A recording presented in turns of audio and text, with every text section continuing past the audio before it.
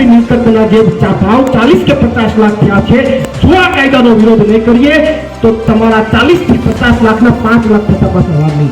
શું ફાયદો શું નુકસાન એ બીજા કોઈને પૂછવા જવાની જરૂર નથી. આપણી નરી આંખે દેખાય કે આજે 5 લાખ કે 10 લાખ પ્રોપર્ટીનો ભાવ તો સાઈડમાં મૂકો, કોઈ પૂછવાય નથી આવતું. આપણે કંઈક મારે વેચવી છે તો ભાવ કરવાય નથી આવતું કે કેટલામાં વેચવી છે, અને કોઈ રાજકીય વાત નથી કરવાનો. હું તો એમ કહું છું કે ઇકોઝોન નાબૂદ કરી દઈને બીજેપી જે સત્તામાં છે, જે લોકો લઈ આવ્યા છે, ઇકોઝોન નાબૂદ કરી દે, પછી તમારે જેને મત આપવા હોય આપતું કોણ ના આપે?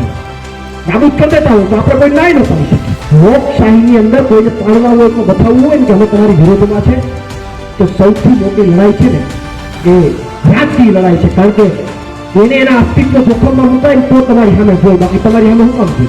બીજું, આપણા ગામડાઓની અંદર મેં બહુ જોયું, ચૂંટણી આવે એટલે મારા દીકરા નીકળી પડે. તો જો તમારા ગામમાં ટીકડા કાઢજો, બાકી કામ બંધ થઈ જાય. આપણી મિલકતના જે ભાવ 40 કે 50 લાખ થયા છે, જો આ કાયદાનો વિરોધ નહીં કરીએ તો તમારા 40 થી 50 લાખના 5 લાખ થતા પાછા વાર નહીં લાગે. 40-50 લાખના 5 લાખ થતા વાર નહીં લાગે. એમાં ક્યાંય આપણે પૂછવા જવાની જરૂર નથી. તમે અત્યારે તમને ખબર હશે કે મહિના દિવસ પહેલા કે 2 મહિના પહેલા 18 તારીખે જાહેરનામું બહાર પડ્યું. એ પહેલા અહીં તમારા ગામમાં કેટલી ગાડીઓ આટા મારતી હતી? તમારા ગામમાં કેટલી ગાડી આટા મારતી હતી જમીન માટે, જમીનની પૂછપરછ કરવા માટે, તમારી મિલકતોના ભાવ માટે, લેવા માટે કેટલી પાર્ટીઓ આવતી હતી? અને જાહેરનામું બહાર પડ્યું પછી કેટલી ગાડીઓ ફરકે છે તમને ખબર છે? શું ફાયદો શું નુકસાન એ બીજા કોઈને પૂછવા જવાની જરૂર નથી. આપણી નરી આંખે દેખાય છે કે આજે 5 લાખ કે 10 લાખ પ્રોપર્ટીનો ભાવ તો સાઈડમાં મૂકો, કોઈ પૂછવાય નથી આવતું. આપણે કંઈક મારે વેચવી છે તો ભાવ કરવાય નથી આવતું કે કેટલામાં વેચવી છે. હવે એ સરવાળો માંડો, તમારી પાસે 10 વીઘા જમીન હોય, મિનિમમ ઓછામાં ઓછી 10 વીઘા જમીન હોય, અને જો 40 લાખની પણ આપણે ભાવ ગણીએ, 50 લાખ કે XYZ એના લોકેશન પ્રમાણે ભાવ હોય, પણ આપણે 40 લાખ પણ મારી લઈએ કે 35 લાખ માંડી લઈએ તો એ 4 લાખની કે 3.5 લાખ છે એ પણ ઉપાડી જશે.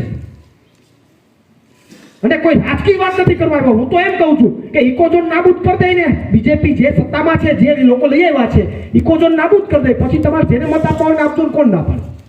નાબૂદ કરી દેતા હોય તો આપણે કોઈ નાય ન પાડી શકીએ. પણ પ્રશ્ન મૂળ મારો મુદ્દાનો હેતુ એ છે કે લડાઈ રસ્તા પરની પણ લડવી પડે.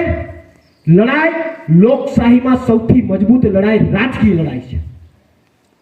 લોકશાહીની અંદર કોઈને પાડવા હોય તો બતાવવું હોય ને કે અમે તમારી વિરોધમાં છે, તો સૌથી મોટી લડાઈ છે ને એ રાજકીય લડાઈ છે. કારણ કે એને એના અસ્તિત્વ જોખમમાં મુકાય તો તમારી સામે જોઈ, બાકી તમારી સામે હું કામ જોઈ. બીજું, આપણા ગામડાઓની અંદર મેં બહુ જોયું, ચૂંટણી આવે એટલે મારા દીકરા નીકળી પડે. જોજો તમારા ગામમાં ટીકડા કાઢજો, બાકી ફાર્મ બંધ થઈ જાય.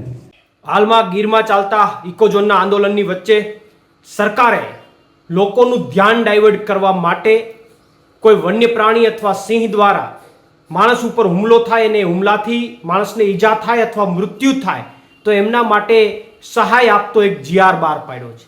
એમની અંદર દર્શાવવામાં આવ્યું છે કે કોઈ વન્ય પ્રાણી દ્વારા માણસનું જો મૃત્યુ થાય તો એમને 10 લાખ રૂપિયાની સહાય આપવામાં આવશે. આ તો એવી ઘટના બની કે ડૉક્ટરને જ્યારે બાળકને ઇન્જેક્શન મારવું હોય ને ત્યારે એનું ધ્યાન ડાયવર્ટ કરવા માટે એમને ચોકલેટ ખવડાવવામાં આવે, એમને બિસ્કિટ ખવડાવવામાં આવે, અને પછી જેવું ધ્યાન ડાયવર્ટ થઈ જાય એટલે અચાનક જાલીને એમને ઇન્જેક્શન મારી દે. એટલે આ તો એવી ઘટના લાગી રહી છે કે સરકાર ઇકોઝોન નામનું ઇન્જેક્શન જાલીને મારવા માટે અત્યારે ગીરના લોકોનું ધ્યાન ડાયવર્ટ કરવાનો પ્રયત્ન કરી રહી છે. આવા સહાયના GR સાથે સાથે ઇકોઝોનમાં આવતા ગામડાઓ પાસેથી એના વિકાસ માટેના આયોજન મંગાવવામાં આવ્યા. કેમ ભાઈ, અત્યાર સુધી તમને ગીરના ગામડાઓ યાદ નહોતા આવતા? અત્યાર સુધી શું સિંહ કે વન્ય પ્રાણીઓ માણસ ઉપર હુમલા નહોતા કરતા હતા? પણ અત્યારે સરકારની મનસા એવી છે કે આવી નાની મોટી લોભામણી જાહેરાતો કરી ગીરના લોકોનું ધ્યાન ડાયવર્ટ કરીએ અને પછી અચાનક ઇકોઝોન લાગુ કરી દઈએ. તો એ સરકારને કહેવું છે કે આ વખતે ગીરના લોકો એ વાતમાં નથી. ગીરના લોકો પણ હવે સમજદાર બન્યા છે. ગમે એટલું ધ્યાન ડાયવર્ટ કરવાનો પ્રયત્ન કરશો છતાં પણ ઇકોઝોનની વાત આવશે તો હળવા નિયમ કે કડક નિયમ, કોઈ પણ નિયમોમાં ગીરની જનતા ઇકોઝોન સ્વીકારવા માટે તૈયાર નથી. જો ઇકોઝોનની વાત આ ગીરની અંદર ગમે ત્યારે આવી ત્યારે આવનારા સમયમાં પણ અમે ગીરની અંદર જરૂર પડશે તો મોટા પ્રોગ્રામો અને મોટી સભાઓ જાહેર કરવાના છીએ. સાથે સાથે તંત્રએ અને વન વિભાગે આ જીઆર બહાર પાડીને એવું સ્વીકાર્યું છે કે અમે અમારા જે બોર્ડર એરિયા છે, જે સેન્ચ્યુરી છે અથવા જ્યાં ફોરેસ્ટ એરિયા છે, એમાં અમે સિંહને સાચવી રાખવા માટે અને વન્ય પ્રાણીઓને સાચવી રાખવા માટે સક્ષમ નથી. કારણ કે એમણે જીઆરમાં જ સ્વીકાર્યું છે કે એમનો જો એ કોઈ હુમલો કરે માણસ ઉપર તો અમે એટલી સહાય આપીશું. શું માણસના મૃત્યુની વેલ્યુ માત્ર 10 લાખ છે? કોઈ પરિવારમાંથી કોઈ વ્યક્તિ જતો રહે તો શું 10 લાખથી એ પરિવારને વ્યક્તિ પાછો મળી જશે? નથી મળવાનો. અરે ગીરની અંદર કોઈ વ્યક્તિથી સ્વ બચાવમાં પોતાના માટે કદાચ કોઈ વન્ય પ્રાણી ઉપર કોઈ હુમલો થઈ જાય પોતાના સ્વ બચાવ માટે, અથવા કોઈ એવી ઘટના બની જાય તો એ વ્યક્તિઓની પેઢીઓ જતી રહી છતાં જામીન નથી મળતા.